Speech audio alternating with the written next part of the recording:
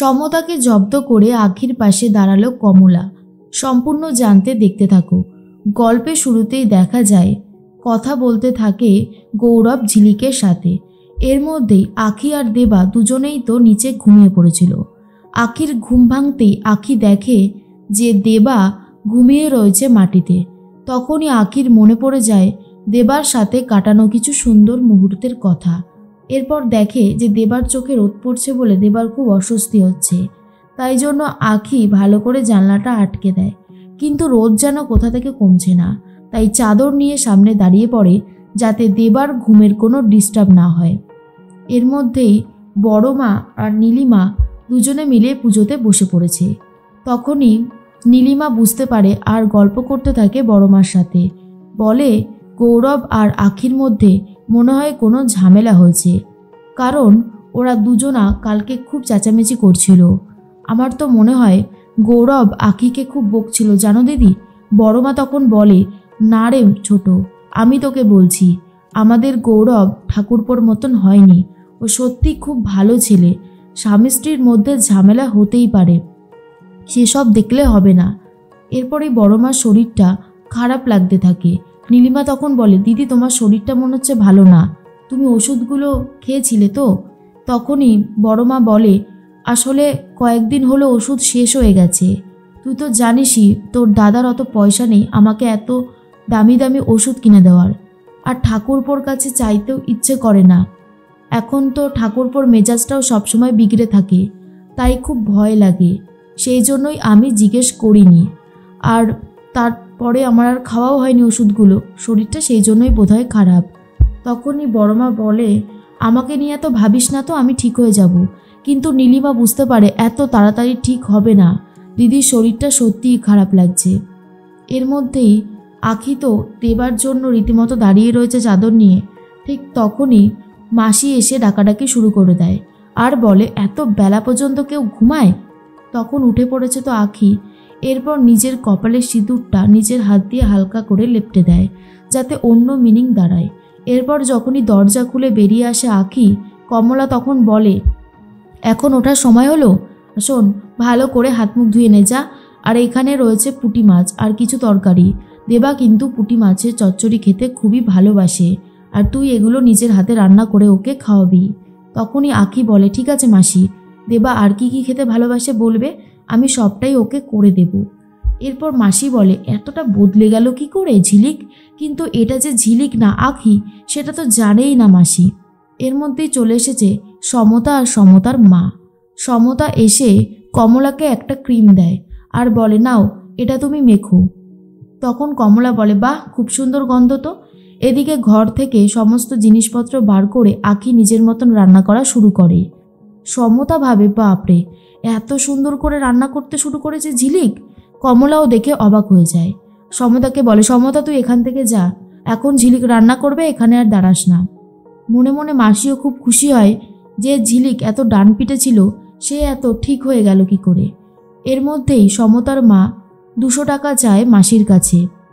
কমলা বলে, আমার কাছে এখন টাকা নেই, আমি দিতে পারবো না।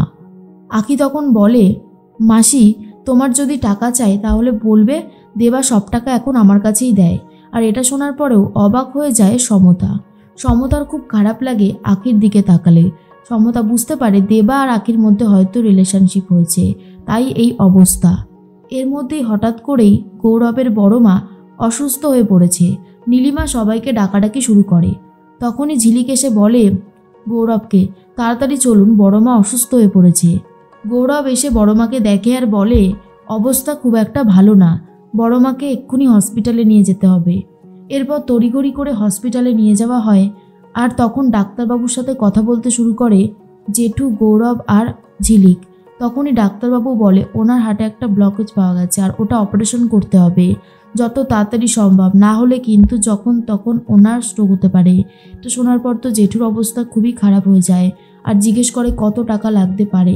ডাক্তার বলে, মোটামুটি 5 লক্ষ টাকা ধরে রাখুন।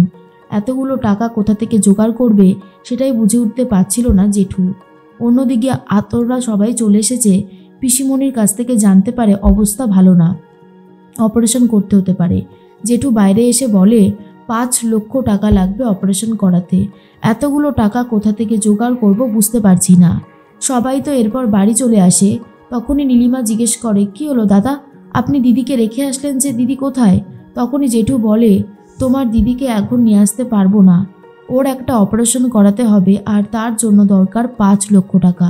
এতগুলো টাকা আমি কোথা থেকে জোগাড় করব বুঝতে পারছি না। তার মধ্যে অর্ক ফিরে এসেছে বাড়িতে। এরপর জেঠু অর্ককে বলে, তোর কাছে তো আমি কোনোদিনও কিছু চাইনি, তুই তোর মাকে সুস্থ করে দে, ওর যেন কোনো ক্ষতি না হয়। অর্ক বলে, কত টাকা লাগবে? যখনই 5 লক্ষ টাকার অ্যামাউন্ট শোনে তখনই বুঝতে পারে এতগুলো টাকা জোগাড় করা সম্ভব নয়। আর এদিকে ঝিলিক ভাবে, বর্দা আদেও কাজ করে তো, আর কাজ করলেও 5 লক্ষ টাকা রাতারাতি জোগাড় করা একেবারেই সম্ভব নয়। কি করে এখন টাকা জোগাড় হবে তাহলে? এর মধ্যেই গৌরবও চিন্তায় পড়ে গেছে যে 5 লক্ষ টাকা কি করে সে জোগাড় করবে। এখন একটাই অপশান, পিয়ারকে। তাই জেঠু চলে যায় পিয়ারকের কাছে আর বলে, ভাই তুই আমাকে টাকাটা দে, তুই যদি না দিস তাহলে আর কে দেবে বল, আমি কার কাছ থেকেই বা ধার করব। পিয়ারকে বলে, দাদা 5 লক্ষ টাকা তুমি কিভাবে শোধ করবে বলো তো ধার নিলে? না না, তুমি যে শোধ করতে পারবে না সেটা আমি জানি, আমি তোমাকে এতগুলো টাকা এমনি এমনি দিতে পারবো না। তখনই জেঠু বলে, তাহলে কি করতে হবে আমাকে? তোর পায়ে পড়তে হবে, সেটাও আমি রাজি আছি, তুই আমাকে টাকাটা দে ভাই। এই বলে জেঠুর পায়ে পড়তে চায়। আর এদিকে ঝিলিক লুকিয়ে লুকিয়ে সমস্ত কথাই শুনতে পারে। ঝিলিক ভাবে, জেঠুমনির এই অবস্থা, তবুও পিয়ারকে টাকা দিতে চাইছে না। সত্যি এরকম মানুষ বোধহয় পৃথিবীতে খুব কমই দেখা যায়। আতর খুব কান্নাকাটি করতে থাকে, তার মায়ের এই অবস্থা কিছুতেই মেনে নিতে পারছে না। নীলিমাও খুব ভেঙে পড়েছে।